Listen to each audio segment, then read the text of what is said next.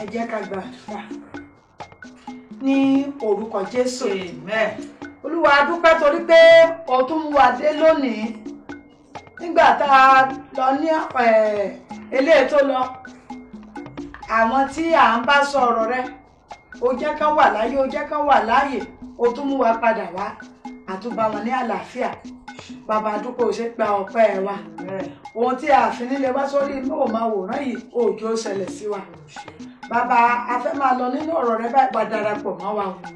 Gbogbo àwọn ọkàn tí ó máa ń gbọ́ yìí Olúwa ṣípayá ọkàn wọn ọ̀rọ̀ rẹ jẹ́ kó rí gbígbé nínú ọkàn wọn kó sì tú ayé wọn ṣe. Jésù Olúwa wa. Amen. Jesus.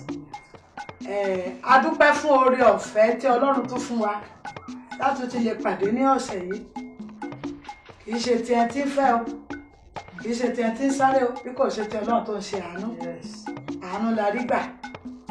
Bí ọ̀rọ̀ náà sì ti máa jáde lónìí mo fẹ́ kí a ṣípayá ọkàn wa nítorí ìtì ẹ gan ni ọ̀rọ̀ yẹn ṣe fẹ́ jáde. Ọlọ́run máa rán mi sí ọ pé kí n lè bọ́ ọ sọ̀rọ̀ lónìí àti ibi tí ọ̀rọ̀ náà ti ń jáde wá láti iléeṣẹ́ ìránṣẹ́ The Light of Power Evangelical Ministry ní Ìbàdàn ní Ológun Ẹrú ní Ìbàdàn. Àwọn ìbejì tán ṣèyàwó papọ̀ tán bímọ papọ̀ náà ni àwọn náà kọ́ Ọlọ́run náà. Torí náà Ọlọ́run tó ṣe ìlérí yẹn tó múṣẹ nínú ayé wa òun ló rán mi sí ọ lónìí pé ká bọ́ ọ sọ̀rọ̀. Ohun tó sì ní kí n bọ́ ọ sọ ni pé má ṣe ronú àti padà sẹ́yìn. Má ṣe ronú àti padà sẹ́yìn. Jésù ti fi ẹ̀jẹ̀ rẹ̀ ó ti fi rà ọ́ padà. O ti jẹ́wọ́ Jésù gẹ́gẹ́ bí Olúwa àti Olùgbàlà rẹ. O ti kọ ẹ̀ṣẹ̀ rẹ sílẹ̀. Ìwọ náà ti wà lára àwọn ẹbí ọmọ Ọlọ́run gẹ́gẹ́ bí ti àwa náà. Má ṣe ronú láti padà sẹ́yìn. Ìgbàlà tó o ti gbà wọ́n kábàámọ̀ pé kí lo gbà fún. Wọ́n kábàámọ̀ rẹ̀ ọ̀pọ̀lọpọ̀ lónìí ló kábàámọ̀ pé kí ló ń gba ìrere fún gan. Ìrere tó ń gbà tó ò lè jẹ báyé ṣe ń jẹ mọ́ tó ò lè mú báyé ṣe ń mu mọ́ òun ò lè wọṣọ kó yọ dodo lẹ̀ kó yọ̀dí lẹ̀ mọ́ òun ò lè sọbìnrin gbá sọkùnrin wọ̀ mọ́ òun ò lè sọkùnrin máa ń dinú kó yẹ tíṣẹ́tí gbogbo àwọn fásán tó ń lọ ọ́nà ayé òun ò lè ṣe mọ́. Jésù sọ pé òun ò gbàdúrà fún ayé nínú ìwé John 17 ló ti sọ ó lóun ò gbàdúrà fún ayé ṣùgbọ́n àwa tí bàbá fi fún un Jésù ti gbàdúrà fún ọ kí ló fẹ́ lọ padà ṣe nínú ayé. Nínú ayé ikú ló wà nínú ayé àrùn kògbóògùn ló wà nínú ayé wàhálà ló wà nínú ayé ṣùgbọ́n ìwọ tó bá wà nínú Kristi ìyà ní pẹ̀kun ń bẹ fún ọ.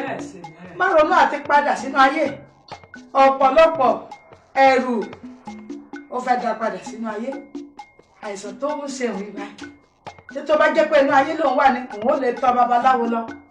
Sọ̀rọ̀ tí ọba tó fẹ́ tọ̀ òrìṣà Abẹ́ṣẹ́bùbù lọ òrìṣà Ékrónì ọ̀rọ̀ tí wòlíì Èlíjà tọ́lọ́run ní kó sọ fún pé torí pé kò wọ Ọlọ́run Ísírẹ́lì ṣùgbọ́n ó fẹ́ tọ̀ òrìṣà Ékrónì lọ ó ní kò ní sọ̀kalẹ̀ lórí àkéte àìsàn yẹn.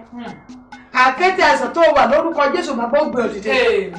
Torí pé Ọlọ́run ní agbára láti ṣe má padà sínú ayé ẹ̀rù ń bà ọ́ torí pé orí pé àìsàn tó ń ṣe ọyàn wọn wá sọ fún ọ pé èèyàn kan tó ṣe lẹ́gbẹ̀ẹ́ ọ̀dọ̀ rẹ ó ti kú ìwọ ò ní kú ó mọ̀ pé agbára ìwòsàn wà síbẹ̀ a ti pa Jésù lára torí àìṣe dédé rẹ àṣàlọ́gbẹ́ nítorí ìrékọjá rẹ ìnà àlàáfíà rẹ ti wà lára rẹ nípa ìná rẹ àmọ́ ọ̀lára dá ó ní ọ̀rọ̀ tó bá sọ̀rọ̀ kan sáyé rẹ agbànú lára dá má padà sínú ayé ẹ wo àwọn tí wọ́n tó lọ ṣe amí ní ilẹ̀ ìlérí tí Joshua rán lọ tó yá ẹ lọ kí bó ní àwọn kan ìròyìn tán mú wá kò dáa wọ́n ní àwọn tí wọ́n rí bẹ́ẹ̀ òmìrán ni wọ́n rí Ọlọ́run wọn ṣùgbọ́n wọ́n rí òmìrán. Ta ni wọ́n wò lónìí ó ń wo àìsàn yẹn ó rí Jésù mọ́ ẹ̀ta ti fi kọ́ sórí igi fún ọ ẹ̀ta gbogbo àìsàn rẹ á ti fi pàdé lára ẹ̀ gbogbo ìṣòro rẹ á ti mú pàdé lára ẹ̀ òun tó ṣe ní ó mú àlàáfíà ó ràn sí ọ òun wá gba ìlera rẹ ó gbàrú lọ kí ló tún fẹ́ ikú àjíǹde rẹ̀ má jò já sásán lórí rẹ̀. Àwọn yẹn sọ pé wọ́n ní àwọn ò lè gba ilẹ̀ náà ṣùgbọ́n àwọn méjì péré Joshua àti Caleb wọ́n láwọn ó gbà Mósè ló rán wọn lọ pé kán lọ sí àmì ilẹ̀ náà. Jóṣúà àti Kálẹ́bù àwọn nìkan ṣoṣo náà sọ rere, àwọn nìkan náà bá Ọlọ́run rìn tọkàntọkàn, àwọn náà ni wọn ó gbalẹ̀ náà. So mọ̀ pé Ọlọ́run dẹ̀ gbalẹ̀ yẹn fún mi. Ìwọ náà ilé ọkọ rẹ yẹn pàbó gbà. Amen. So orí bí iṣẹ́ rẹ yẹn tó ní ọ̀gá yẹn dójúlé ọ kò tí ẹ fẹ́ ó rí ìwọ ló ń jọrẹ rẹ jù. Tó bá wá fẹ́ ní ọ lára jù, tó bá jẹ́ pé Sátánì yàn tí ọ ni yóò fi iléeṣẹ́ yẹn lẹ̀ fún ọ. Gbàgbọ́ àwọn Jóṣúà àti Kálẹ́bù wọ́n mọ̀ pé ẹ tó wẹ̀ pẹ̀lú wọn ó wẹ̀ pẹ̀lú ẹ tó ju ayé lọ. Wọn ò wo ènìyàn, wọn ò wo Jésù.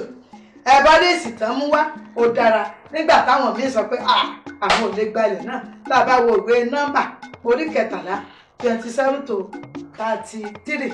Wọ́n sì rò fún un, wọ́n sì wí pé àwa dé ilẹ̀ náà níbi tí ìwọ gbé rán wa lọ, nítòótọ́ ni ó ń sàn fún wàrà àti fún oyin, èyí sì ni èso rẹ̀.